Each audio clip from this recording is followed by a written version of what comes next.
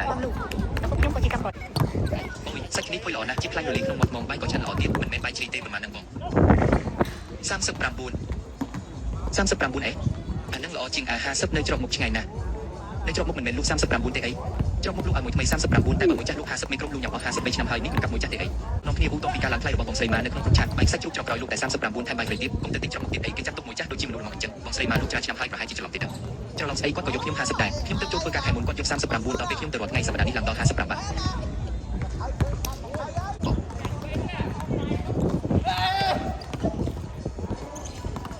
សប្បាយចិត្តស្អីខ្ញុំមានតែអារម្មណ៍ពើមរអើមប៉ុណ្ណោះវាមិនមែនតែម្ដងពីរដងទេឡើយចាំងឯងមើលគាត់គិតលុយទៅមើលមួយថ្មីយកថោកមួយចាស់យកថ្លៃអ្នកប្រញាប់យកថ្លៃជាងហើយមានន័យថាម៉េចខ្ញុំធ្វើអីខុសមែនឯងអត់ដែលនិយាយដល់ខ្ញុំនៅក្នុងក្រុមតើមានពាក្យមួយឃ្លាណាដែលចេញពីមាត់ខ្ញុំឯងគ្រាន់តែខឹងតែខ្ញុំយកលុយលើបន្តិចបន្តួចសោះចាំទាំងអស់ចាវីកើបក៏មានដែរកុំស្លន់ស្លោអីយកឯកសារនៅក្នុងផុតមកលុបមកចុះគំរូអាហារនៅណាឯកសារគ្រប់គ្រាន់ប្រភពគ្រឿងផ្សំច្បាស់លាស់ហើយអនាម័យនៅទីនេះក៏ល្អត្រឹមត្រូវដែរពាក្យបណ្ដឹងនោះគឺមិនពិតប្រាកដឡើយខ្ញុំប្រាប់ហើយថាស្អាតមានអនាម័យមិនសូវមិនញ៉ាំទៅអត់អីសោះតើអាណាជាអ្នកដឹងទៅនឹងរូបអាហារត្រូវតែរក្សាទុកហើយអនាម័យក៏ហាមទៀតយើងចាំទុកហើយចាខ្លាចអត់ខ្លាចចា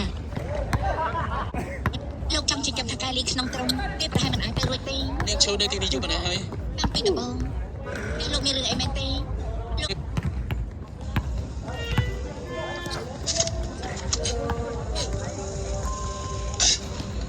ចុះមកសួរប្រពន្ធឃ្លានអត់ពីប្រពន្ធអូនប្តីអូនឃ្លានចង់ឡើងខ្ចង់ងាប់ហើយនេះថាតោះទៅចឹងវឹងបងប្អូនណាទៅដល់កន្លែងញ៉ាំមីគេ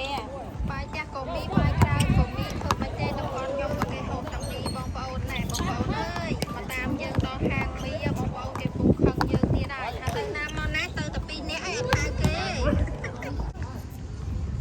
帮助这位奶奶更换了合适的衣裙，她的人生重新焕发了光。